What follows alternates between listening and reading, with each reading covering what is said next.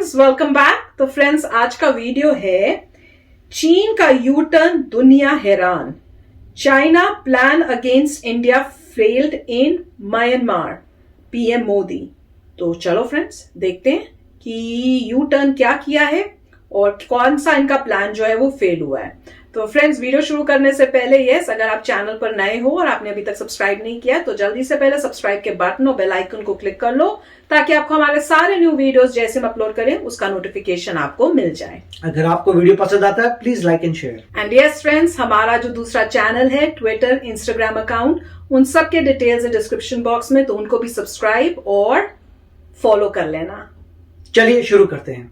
भारत की बात करें तो हमने म्यांमार में हुए सैन्य तख्तापलट को ना तो बड़ा ही स्ट्रॉन्ग समर्थन दिया और ना तो म्यांमार की मिलिट्री लीडरशिप को अमेरिका और बाकी के यूरोपियन देशों की तरह खुलकर क्रिटिसाइज यानी उसकी आलोचना की। अब क्योंकि म्यांमार हमारी नॉर्थ ईस्टर्न स्टेट्स के साथ लगता पड़ोसी देश है, जिसकी बाउंड्री भारत और चाइना दोनों देशों के साथ लगती है, इसलिए वो भारत के लिए चाइना एंगल से भी स्ट्रेटेजिकली काफी ज्यादा महत्वपूर्ण हो जाता है। इसी के साथ जो आजादी के बाद से ही नॉर्थ ईस्टर्न राज्यों में कई दशकों से उग्रवादी संगठन एक्टिव थे और जो भारत में हमले करके म्यांमार के साथ लगते इंटरनेशनल बॉर्डर के उस पार चले जाते थे, उनको न्यूट्रलाइज करने में म्यांमार आर्मी ने इंडियन आर्मी की बहुत ज्यादा मदद की है। और अब उसकी बदौलत आज के समय भारत के नॉर्थ ईस्ट के राज्यों में दोबारा से शांति बहाल हो पाई है। लेकिन फिर भी अब इसका ये मतलब नहीं है कि भारत वहाँ की जनता को पूरी तरह नजरअंदाज करके चाइना और रशिया की तरह मिलिट्री रूल को बढ़ावा दे रहा है। बल्कि म्यांमार की स्थिति पर भारतीय सरकार की ऑफिशियल स्टेटमेंट यही थी कि म्यांमार में रूल ऑफ लॉ और डेमोक्रेटिक प्रोसेस यानी कि कानूनी और लोकतांत्रिक प्रक्रिया चलती रहनी चाहिए। मगर अब क्योंकि म्यांमार की स्ट्रेटेजिक लोकेशन और इम्पोर्टेंस भारत के लिए काफी ज्यादा है, इसलिए भारत जो खुद ही एक लोकतांत्रिक देश है, वो फिलहाल म्यांमार को लेकर थोड़ा सब्र दिखा रहा है। दूसरी तरफ क्योंकि चाइना के साथ भी म्यांमार का बॉर्डर लगता है, इसलिए चाइना भी म्यांमार को पूरी तरह अपनी तरफ करना चाहता है। इस बार भी सैन्य तख्तापलट के बाद भी चाइना म्यांमार मिलिट्री का खुलकर समर्थन कर रहा था और उसने यूएन सिक्योरिटी काउंसिल और ह्यूमन राइट काउंसिल में म्यांमार मिलिट्री के खिलाफ लाए गए सारे प्रस्ताव ब्लॉक कर दिए थे। इसलिए म्यांमार में अब आम लोगों के बीच ये चर्चा जोरों शोरों से हो रही है कि इस सैन्य तख्तापलट के पीछे भी चाइना का ही हाथ है। इसलिए म्यांमार में चाइनीज एम्बेसी के बाहर पिछले कई दिनों से भारी विरोध प्रदर्शन हो रहे हैं और म्यांमार के लोग चाइनीज एम्बेसी के ऑफिशियल्स को चाइना वापस जाने के लिए कह रहे हैं, जिसके बाद म्यांमार में लोगों का चाइना के खिलाफ बढ़ते गुस्से को देखकर चाइना ने अब यू टर्न ले लिया है। दरअसल नवभारत टाइम्स के हवाले से एक एक्सक्लूसिव खबर सामने निकल कर आ रही है कि चाइना ने ऐलान कर दिया कि हम म्यांमार मिलिट्री के तख्तापलट का समर्थन बिल्कुल नहीं करते हैं और न ही हमारा उसके पीछे कोई योगदान है।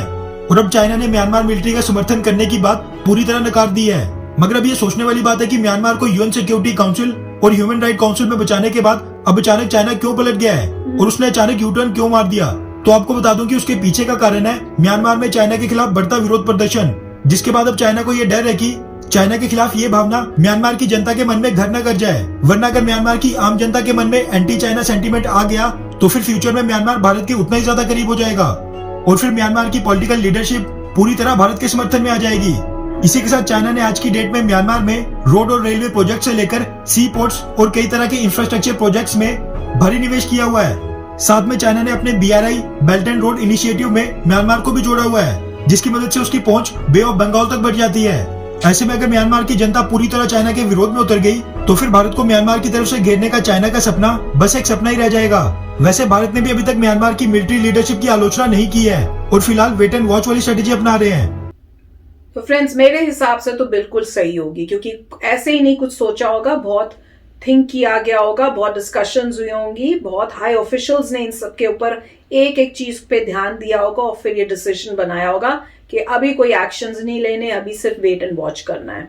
और जैसे दिख रहा है कि वेट एंड वॉच से देखो फायदा तो हो ही रहा है कि जो वहां के लोग हैं म्यांमार के, वो जो हैं अब अगेंस्ट हो रहे हैं चाइना के, और उन्होंने वहां पे प्रोटेस्ट करना शुरू कर दिया उनकी एम्बेसी के पास सामने कि आप यहां से जाओ, क्योंकि अब उनको ये लग रहा है कि ये सब में जो है चाइना का हाथ भी है, वो भी सपोर्ट कर रहे हैं।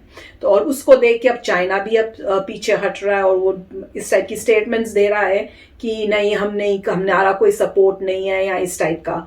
जबकि उन्होंने जैसे बता रहे हैं कि वहां पे जब भी किसी ने उनके खिलाफ बोला है, मिलिट्री के खिलाफ, तो वो उसको बैन कर रहे हैं या बंद कर रहे हैं, उनको चुप करा रहे हैं। तो सपोर्ट तो वो दे ही रहे हैं। तो और उसी की वजह से जो है म्यांमार के जो लोग हैं वो अगेंस्ट हो रहे हैं चाइना के। और अभी इंडिया जो है बिल्कुल चुप होके देख रहा है कि क्या होगा। और ऑब्वियसली हम लोग डेमोक्रेटिक कंट्री हैं, तो हमें तो यही होगा कि डेमोक्रेसी आए, वहां पे भी लोगों को फ्रीडम हो, इलेक्ट करें और करेक्ट गवर्नमेंट आए जो पीसफुल हो, अच्छी हो और डिक्टेटरशिप तो कभी भी अच्छी होती है ही नहीं है। पर वेट एंड वॉच मेरे हिसाब से तो इस टाइम में बेस्ट है।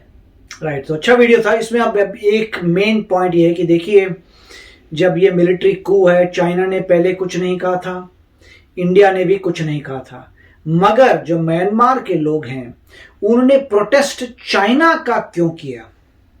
राइट, उन्होंने प्रोटेस्ट चाइना का इसलिए किया क्योंकि वो कह रहे हैं कि चाइना एक डिक्टेटरशिप है, जैसे उनके बोर्ड्स कह रहे थे। वो कह रहे हैं कि जो डिक्टेटरशिप है वो क्यों बोलेगी, वो तो चाहती है कि यहां पर भी डिक्टेटरशिप आए। और म्यांमार वालों ने इंडिया को कोई रिस्पॉन्सिबल नहीं कहा, क्योंकि वो बोले वो तो डेमोक्रेसी है, वो लोग क्या कर सकते हैं, अपनी कंट्री में वो डेमोक्रेटिक हैं। और जैसे कह रहे हैं, इंडिया ने भी एक अनाउंसमेंट दी थी, हम चाहते हैं कि नॉर्मलसी आ जाए, हम चाहते हैं कि वापस डेमोक्रेसी आ जाए। इंडिया ने मेरे ख्याल से कुछ नेगेटिव नहीं कहा है मिलिट्री के बारे में, सिर्फ ये कहा है कि सब नॉर्मलसी आ जानी चाहिए, जैसे पहले सरकार थी वैसी आ जानी चाहिए बस। और वहां पे जो है उन्होंने कुछ नहीं कहा, मगर लोगों का शक उन पे ही गया। क्यों?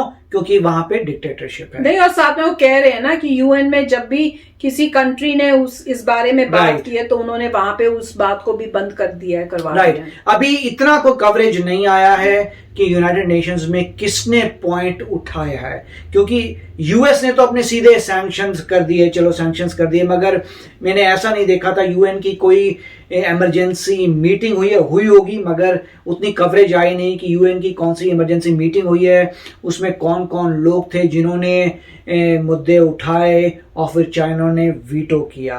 मगर इतना जरूर है कि इंडिया ने नहीं उठाया, क्योंकि इंडिया को इस वक्त जो है नहीं स्ट्रेटेजिकली इसमें कुछ करना जिससे पूरा का पूरा म्यांमार की मिलिट्री चाइना की तरफ हो जाए। तो अब ठीक है, मगर एक्शंस लोगों को तो नजर आ रहे हैं। अगर चाइना ने वीटो किया है और कुछ भी म्यांमार की मिलिट्री का सपोर्ट किया है, तो लोगों को विजिबल आ रहा है कि आप कुछ भी कहिए, जहां पर यूनाइटेड नेशंस में तो आपने अपना वीटो कर ही दिया, अगर वो वाकई वीटो हुआ है।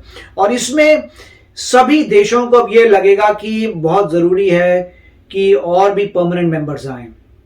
जैसे ब्रिक कंट्रीज कह रही हैं कि हमें परमानेंट मेंबर बनाओ, जैसे जर्मनी, जापान, यूएस, ऑस्ट्रेलिया, मतलब जर्मनी, जापान, ऑस्ट्रेलिया और इंडिया, सब के सब, ब्राजील, मतलब वो सब के सब कह रहे हैं कि हमें भी परमानेंट बनाओ। तो मेरे ख्याल से लोगों को ऑल ओवर द वर्ल्ड भी लग रहा होगा कि सिर्फ आपके मेरे ख्याल से 4 मेंबर हैं जो वीटो कर सकते हैं, उसका फायदा क्या, 4-5 और होने चाहिए, सो दैट थोड़ी और आसानी हो अपने पॉइंट्स यूनाइटेड नेशंस में जाने के लिए। अभी जो है आप कुछ भी लेके जाएं, वीटो हो जाते हैं। तो सबको नजर आ रहा होगा कि कितना फ्लॉड सिस्टम है, उसका एडवांसमेंट होना चाहिए। मगर काफी अच्छा वीडियो था। ये देख के मुझे इसमें लगा कि चलिए, वहां पे प्रोटेस्ट हो रहे हैं चाइना के अगेंस्ट, मगर इंडिया के अगेंस्ट नहीं प्रोटेस्ट हो रहे हैं। That's very nice. Yes friends, तो चलो फ्रेंड्स, चलते हैं, मिलेंगे नेक्स्ट वीडियो में बहुत ही जल्द। Till then take care and bye bye. तो अगर आप मेरे इस चैनल पे नए हो तो जल्दी से सब्सक्राइब के बटन को हिट करो और बेल आइकन को क्लिक करो, ताकि आपको मेरा जब नया वीडियो मैं लगाऊं आपको उसके बारे में जल्दी से पता चल जाए।